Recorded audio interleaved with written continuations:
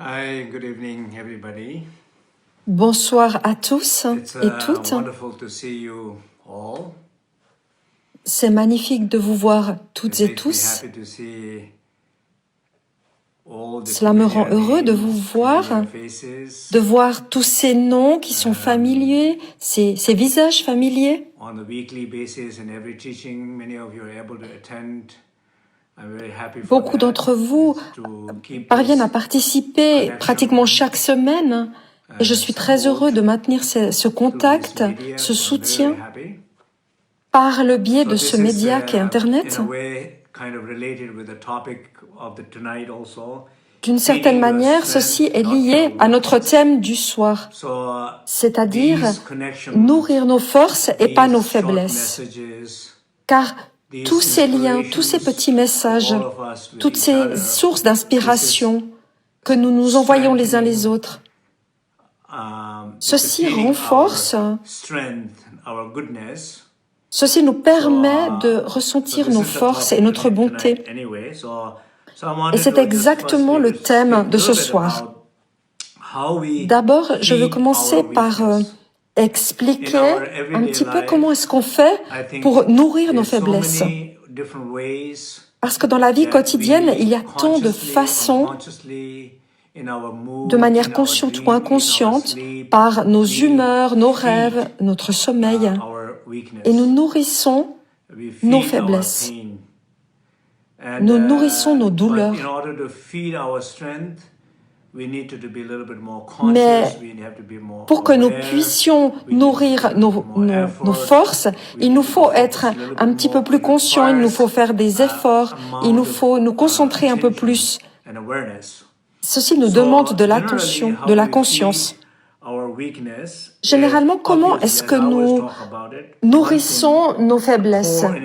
Et je vais vous le dire, ce qui est important au niveau de la quintessence, qui est vraiment le cœur du problème, c'est que nous nous identifions à nos souffrances. C'est-à-dire que nous ne réalisons pas à quoi nous nous identifions exactement. Il y a des choses vraiment simples. Par exemple, je ne suis pas assez bon, pensons-nous. Il y a ce sentiment très profond que nous ne sommes pas assez bien, que nous ne sommes pas assez capables, que nous n'avons pas assez de valeur. Il y a ce sentiment d'identité profonde qui est mal placé dans notre vie. Et même dans le corps, quand nous avons certaines postures du corps, quand nous bougeons, quand nous allons dans telle ou telle action. J'ai une coupure et la diffusion est interrompue. Je suis désolée. Quand nous pensons « je n'ai pas de valeur, je ne suis pas assez bon », ceci continue ce mouvement. Ou alors, quand nous parlons, ceci se ressent également, on se sent de la même manière. Notre parole émane de cet endroit où on ne se sent pas capable. Et il y a des choses qui sont profondément enracinées et qui correspondent à notre identité. Et bien sûr, tout est relié à cela. Et il est très important de reconnaître cela, parce que ne pas le reconnaître et le réaliser ne fait que cultiver cette identité douloureuse. Et c'est vraiment le problème. Et bien sûr, chacun d'entre nous, on s'identifie tous à nos faiblesses, à nos conditionnements. Mais si vous identifiez à votre nature de Bouddha, si vous réalisez que vous êtes Samanta Bhadra, si vous vous rendez compte que vous avez cette conscience qui pénètre tout, alors il n'y a plus de problème dans la vie. Mais puisque nous ne le faisons pas, on s'identifie toujours à nos faiblesses, à nos problèmes. Le fait de s'identifier à cela n'est pas très grave, mais c'est le fait de ne pas réaliser ce qui se passe et de le faire pendant longtemps. Et en particulier, si vous êtes sur le chemin, si vous avez envie de vous développer, de croître, il est vraiment très important de vous rendre compte que vous identifiez à vos faiblesses au lieu de vos forces. Ça, c'est le premier sujet. Mais une fois que vous avez réalisé comment vous nourrissez vos faiblesses? Ce qui nourrit le plus cette faiblesse, par exemple, quand vous pensez, chaque pensée qui est reliée, qui est vraiment liée à cette pensée de faiblesse, si vous vous dites, je ne peux pas faire cela, je ne suis pas assez bon, je ne suis pas assez bon pour être avec telle ou telle personne, je ne suis pas assez fort pour réaliser tel ou tel projet, je n'ai pas assez de valeur pour demander de l'aide à quelqu'un. À chaque fois que vous avez ce genre de pensée, elle vient de la faiblesse, mais elle nourrit aussi la faiblesse. Et pensez, si vous avez ne serait-ce que 1000 pensées par jour de ce type, 1000 fois par jour, vous avez renforcé votre faiblesse, votre identité de faiblesse. Et c'est pourquoi il est important de méditer, parce que dès lors que vous méditez, que vous ne pensez plus, alors vous n'allez pas activer toutes ces émotions de faiblesse. Si on prend l'exemple des pensées. Et pour ce qui est des ressentis, ces ressentis que vous avez au fond de vous, chacun d'entre eux sont reliés à cette identité de faiblesse. Si à nouveau vous avez 1 millier de sensations par jour, dans le bouddhisme, on parle de 84 000 pensées qui nous arrivent par jour. Vous imaginez?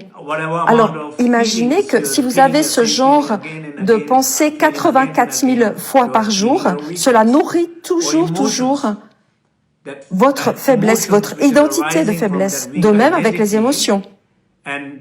Les émotions qui viennent de cette identité faible, vulnérable, alors à chaque fois, vous allez vous dire, je ne me sens pas assez fort, je ne me sens pas assez bon, assez bien pour faire cela. Toutes ces sensations, ces ressentis, ces pensées qui viennent de cette identité de vulnérabilité la nourrissent en fait, cette identité. Comment est-ce que cela fonctionne? Quand vous vous sentez ainsi, quand vous pensez ainsi, quand vous répétez ces pensées encore et encore, quand vous passez à l'action dans votre vie, où vous prenez des décisions importantes, vous allez les baser, ces décisions, sur cette vulnérabilité. Vous allez vous dire, oh ben non, je ne vais pas le faire. Je ne vais pas faire les choses de cette manière-là. Parce que je ne me sens pas assez bien. Je ne me sens pas avec assez de valeur. Beaucoup de nos actions sont basées là-dessus. Que ce soit les actions du corps, même la manière dont on se tient, la posture, la manière de marcher, la manière de parler. Alors votre corps, parole et esprit sont des portes par lesquelles les actions se manifestent. Or, ces actions sont basées sur des pensées, des paroles, des émotions et qui viennent de cette identité vulnérable. Ou ce qu'on appelle l'identité de douleur ou l'identité conditionnée. Il est important d'aller à la source, de tracer chacune de ces sentiments de vulnérabilité, de ces racines. Et si on commence à remarquer cela, on va agir différemment. Et alors, votre posture va être différente. Vous allez bouger différemment. Alors même votre voix va changer. Votre imagination va être d'autant plus riche. Votre capacité à étendre votre créativité va dépasser votre identité vulnérable et limitée. C'est ainsi tout simplement que les choses se font. D'abord, on nourrit dans notre quotidien nos faiblesses. Essayez de penser à cette journée qui vient de se dérouler. Combien de fois vous avez nourri votre faiblesse, votre vulnérabilité en pensant en termes de faiblesse, Et surtout, en ne réalisant pas que vous avez pensé par cette faiblesse, par cette identité de faiblesse, où en vous sentant vulnérable, en vous sentant tout en bas, et ne pas réaliser cela, parce que le fait de ne pas réaliser, ça a à voir avec cette identité. Ou bien alors des choses que vous n'avez pas vues. Il y a des décisions que vous auriez dû prendre, vous ne les avez pas prises, ou alors vous ne les avez pas prises à partir du bon endroit, vous les avez prises à partir d'un endroit de faiblesse. Et de nouveau, vos actions ont nourri votre vulnérabilité. C'est ainsi que nous procédons. Mais ce qui est important aussi de savoir, c'est vraiment très important de le comprendre, tout ce que je dis ici, c'est qu'il n'y a rien de mal à cela, parce qu'on est des êtres humains. Et donc, nous avons l'habitude de nous identifier à nos faiblesses. On pense ainsi, on procède ainsi. Et nous agissons ainsi. Nous nourrissons les choses ainsi. C'est tout à fait normal en tant qu'être humain. Et il ne s'agit pas de se punir soi-même parce qu'on procède ainsi, mais simplement reconnaître qu'en tant qu'être humain, on le fait. Il est important de reconnaître qu'en tant qu'être humain aussi, on a des options, une marge de manœuvre. Le deuxième point, c'est peut-être réfléchir à la manière dont on peut nourrir cette fois nos forces. Qu'est-ce que c'est que nos forces? Nos forces, c'est ce que nous sommes vraiment. Ce que je suis vraiment, c'est ma force. Et non pas ce que je pense être, ou pas toutes ces identifications à la vulnérabilité, les émotions, les ressentis. Ça, ce ne sont pas mes forces, ce sont mes faiblesses. Ma force, c'est ce que je suis vraiment. Ce que je suis, c'est un être, un espace illimité. Un être illimité. Un être sans conditionnement. La nature de Bouddha. Ce que je suis, c'est que je suis les possibilités infinies.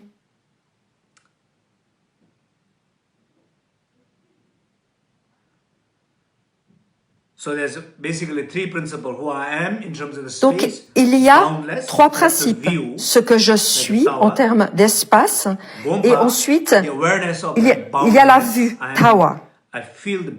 Et il y a la conscience de cet espace illimité, du fait que je suis illimité. Je suis conscient d'être illimité et je suis relié à cela. Et dans la connexion avec cela, je ressens plus d'options, plus de possibilités et même une infinité de possibilités. Et ça, c'est ma force. Quand vous avez ce sentiment de lien avec cet aspect illimité, avec les possibilités infinies, il y a un sentiment que même dans la vie samsarique de tous les jours, qu'est-ce que je veux devenir? Je veux devenir une bonne personne, mais en voyant cela, en ressentant cela, comment serait une bonne personne? Comment est une bonne personne qui voit cela, qui a ce sentiment d'illimité, qui ressent la bonté? Par exemple, toutes vos qualités positives, ce sont vos forces. Tous vos talents uniques, ce sont vos forces. Il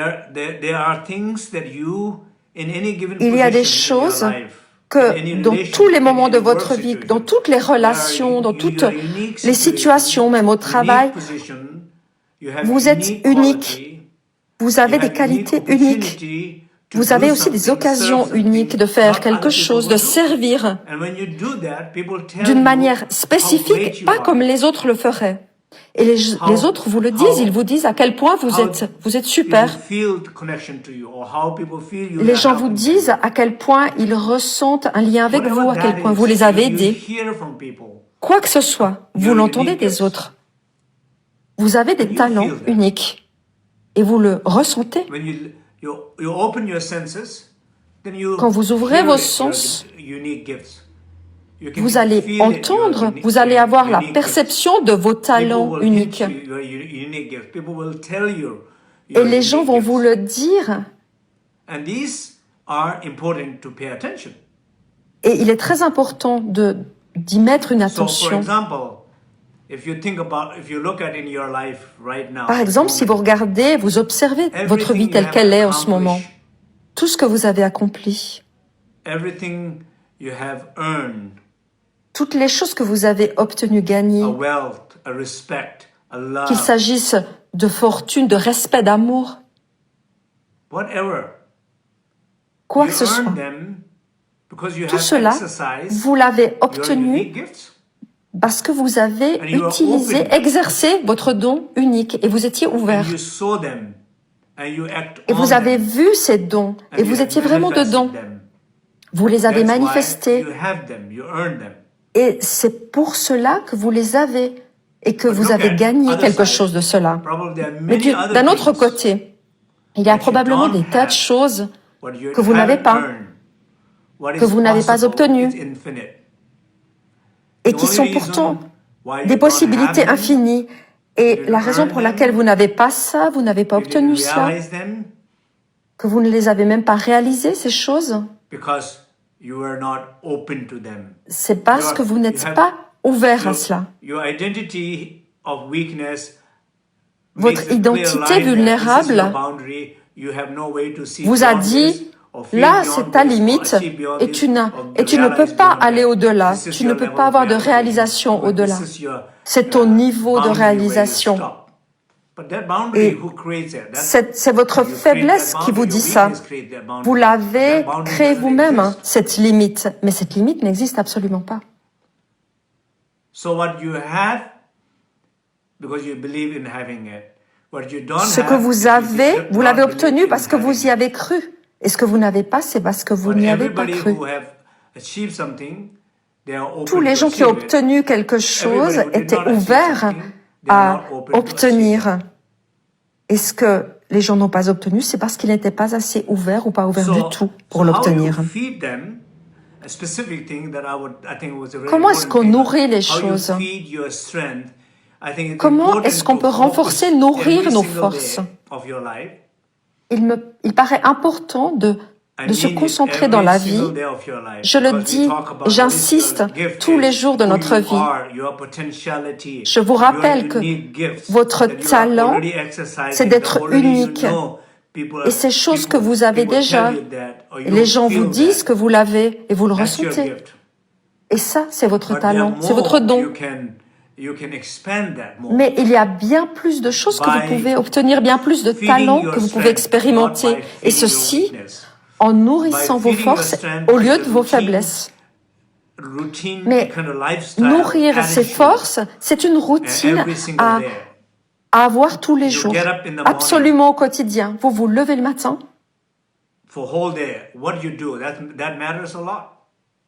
Et tout ce que vous allez faire dans la journée va vraiment compter. Si vraiment vous vous concentrez sur ce que vous aimez faire, pas seulement sur ce que vous aimez bien, et surtout ne pas se concentrer sur ce que vous n'aimez pas, ce que vous haïssez. Si vous vous levez et vous vous engagez envers ce que vous aimez faire, cela va renforcer votre force, cela va la nourrir. Si vous pensez à ce que vous adorez ressentir, vous aimez ressentir de l'amour, du lien, de la gratitude, toutes ces choses nourrissent vos forces, votre puissance. C'est une nourriture pour l'âme, pour l'être, pour la force. Mais ce n'est pas quelque chose de tellement planifié. Mais tous les jours, vous faites quelque chose que vous adorez. Vous aimez marcher dans la nature, alors faites-le tous les jours.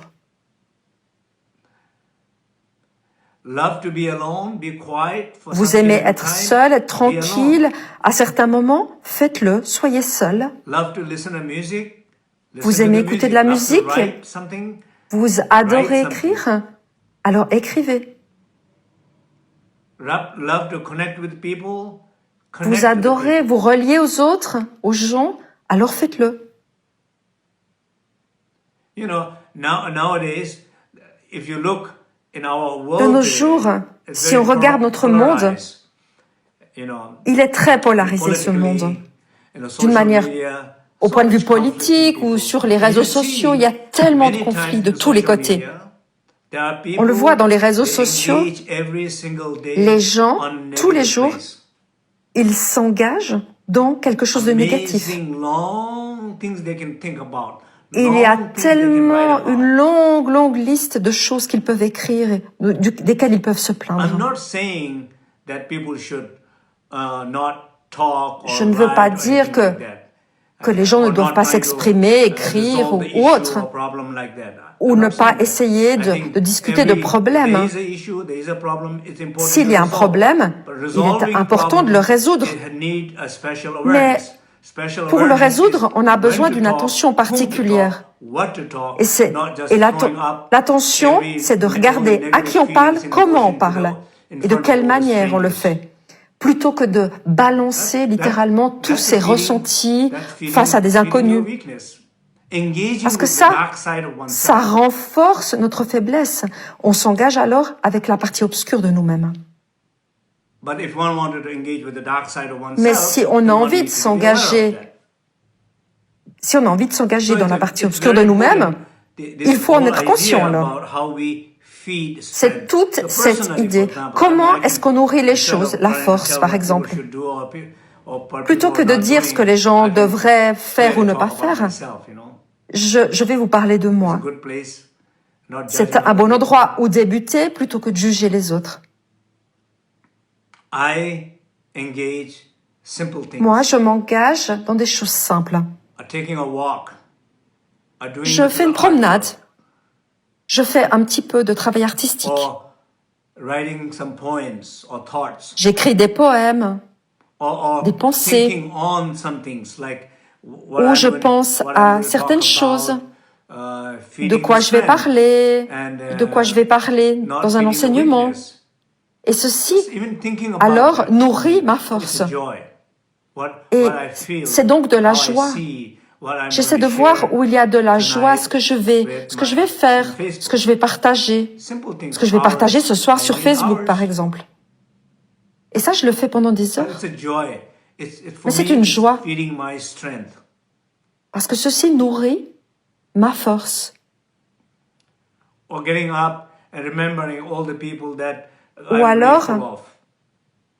alors simplement me souvenir de toutes les personnes envers qui je suis reconnaissant. Et tous ces gens que je commence peut-être à oublier, mais tout d'un coup je me dis, non, je suis reconnaissant et je leur envoie un petit mot. Exprimer la gratitude.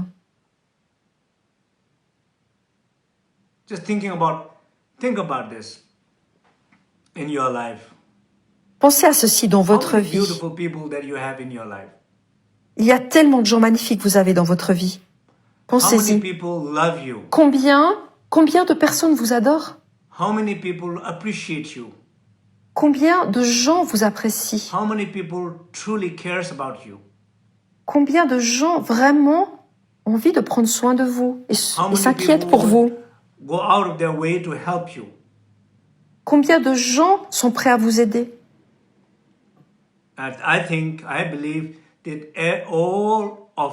Et je pense que dans notre vie, il y a bien assez de gens. Il y a beaucoup de gens. Et pourquoi est-ce que nous n'amenons pas notre attention sur ces gens-là? Et leur dire « Salut » et leur envoyer un petit mot. Leur envoyer un petit cœur. Simplement leur envoyer un petit mot d'appréciation. Et leur dire que vous pensez à eux.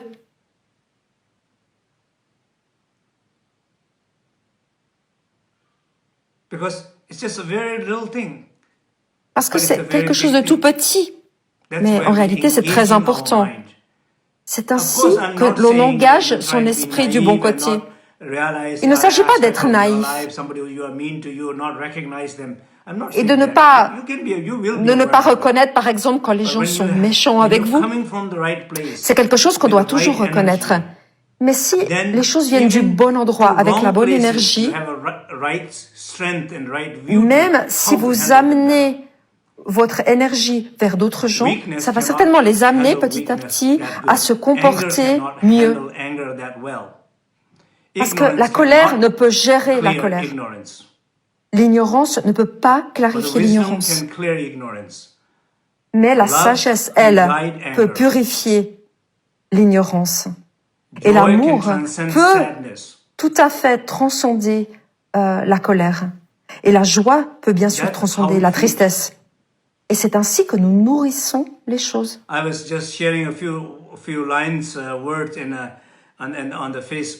Je partageais quelques vers, quelques mots sur Facebook. Et je disais, ayez de la compassion pour votre faiblesse. Parce que bien sûr, quand on se sent vulnérable, il ne s'agit pas de se punir pour cela, de se juger ou de fuir. Simplement de reconnaître. Reconnaître sa vulnérabilité, sa faiblesse. Vous êtes heureux de ressentir cela, de la voir. Vous amenez de la compassion et du lien envers votre faiblesse. Le lien avec votre faiblesse, si c'est fait de manière authentique, cela va vous guérir. Alors que si vous essayez de fuir, de supprimer, de changer toute l'histoire, cela ne va pas du tout vous libérer. Il s'agit d'exercer cela. Et il y a toujours des zones dans notre vie où on ressent de la confiance. Parce que quand on a de la confiance, on s'amuse, on est enjoué et on peut exprimer cela. On peut dire, j'ai de la confiance quand je chante, mais je ne vais pas le faire. Non, ce n'est pas ainsi. Essayez de vous amuser et d'exprimer sa confiance en partant du bon endroit, de la bonne manière, pour les bonnes raisons et dans un but qui soit authentique.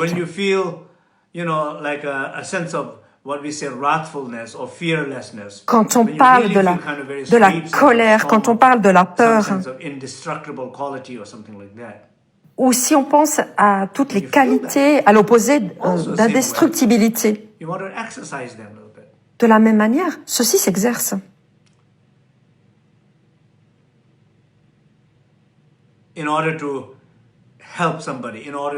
Si on veut aider quelqu'un, si on veut faire quelque chose pour les autres, pour autrui, il s'agit d'exercer sa puissance, sa force.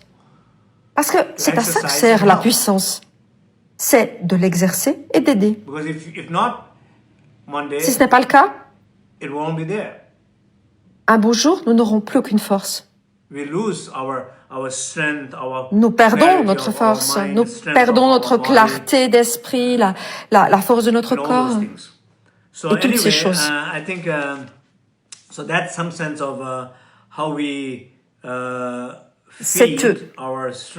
Je souhaitais vous expliquer un petit peu comment on nourrit notre force ou nos faiblesses à l'opposé.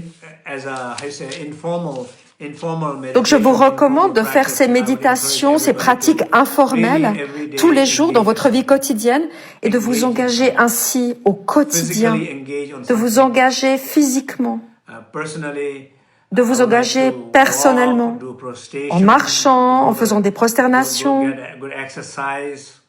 en faisant de l'exercice, ou simplement en se reposant suffisamment, ou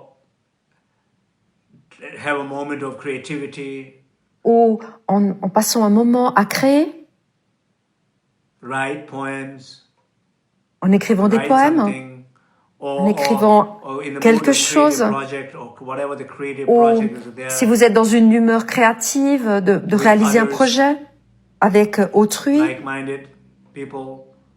avec des gens qui ont de l'esprit, en partageant, en collaborant, en travaillant ensemble. Ceci est une manière vraiment magnifique de passer votre journée, votre vie, et toujours en ayant le sentiment d'un grand espace et de s'engager avec tout ce qui est possible.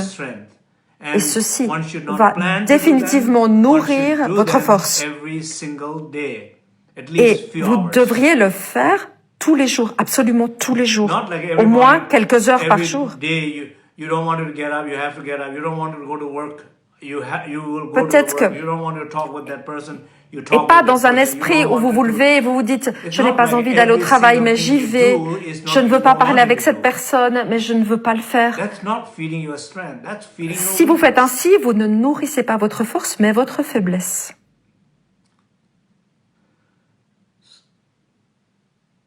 So I hope it's making a little sense here. J'espère que ceci vous parle, que vous le comprenez. Is it making a little sense? Est-ce que vous comprenez ce que je vous dis? Est-ce que ça résonne pour vous? Du moins, c'est ainsi que je ressens les choses, c'est ainsi que j'essaie de procéder pour moi. Et ceci est vraiment lié aux enseignements. Et dans la tradition tibétaine, c'est lié à cette pratique qui s'appelle Che. C'est ce qu'on appelle couper l'ego. Cette pratique vient du 10e, 11e siècle. Elle est extrêmement populaire, extrêmement connue au Tibet. Elle a été transmise de manière ininterrompue. Et c'est la racine. Et la racine de ce texte vient des textes canoniques du bouddhisme. L'idée, c'est qu'il y a un démon. Il y a un démon qui est à l'extérieur. Et plutôt que de combattre ce démon, vous ne voulez pas non plus qu'il vous dévore, mais vous voulez plutôt vous relier au démon. Et comment se relier au démon? Il y a différentes manières. Soit vous êtes plus fort que le démon, ou alors vous fuyez le démon. La première chose à faire, c'est de connaître son démon, avoir de la compassion envers son démon, et reconnaître le besoin du démon, mais être aussi capable de lâcher son corps, d'offrir littéralement son corps, c'est-à-dire une générosité complète du soi, ce qui est très difficile. Mais dans la pratique du Che, c'est l'idée. Je suis prêt à donner, tout donner, tout donner. Mais si on n'arrive pas à ressentir cela complètement, c'est difficile, au moins tendre à cela. Au moins se dire, j'aimerais ressentir ça. Au moins se dire, ça serait bien de ressentir cela. Plutôt que dire, je le ressens pas, j'y arrive pas, et c'est pas bien, etc. Et ce que dit Che aussi, c'est qu'en transcendant la peur et le démon, on remarque qu'il n'y a pas de démon en réalité, que le démon n'est qu'une création. Parce que les problèmes, ce ne sont que des créations de notre part. Et certaines personnes créent plus de démons que d'autres. Et si vous ne savez pas cela,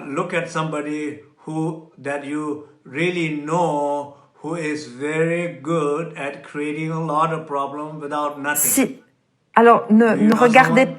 Vous connaissez tous quelqu'un qui crée beaucoup de démons, beaucoup de problèmes, alors qu'il n'y a aucune raison, alors qu'il y a beaucoup de choses positives dans leur vie. Ce sont des gens qui créent énormément de problèmes. On connaît tous quelqu'un comme ça, n'est-ce pas?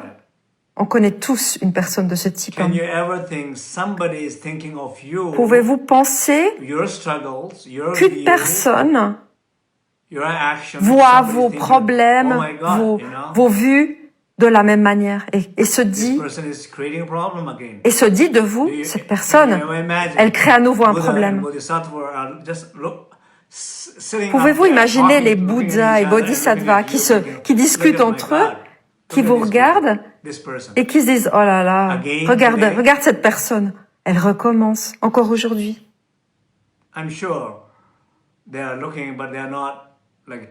Je suis sûre qu'ils nous regardent ainsi, mais qu'ils nous regardent avec compassion. Et c'est ainsi qu'on devrait se sentir quand on pense à quelqu'un qui est ainsi dans notre vie. C'est ressentir de la compassion vers ces personnes. Parce que ces personnes sont probablement dans une zone plus vulnérable que vous êtes vous-même. Okay, so I hope that we can all J'espère que nous pourrons tous nourrir nos forces chaque jour. Et j'espère que nous pouvons reconnaître et réaliser à quel point nous nourrissons nos faiblesses et changer cette dynamique et nourrir ce que nous sommes vraiment, notre force, nos qualités uniques, et que ceci va influencer tous les actes que nous allons faire au quotidien, et que ceci, ensuite, par un cercle vertueux, va nourrir nos forces. Merci beaucoup. À la prochaine fois.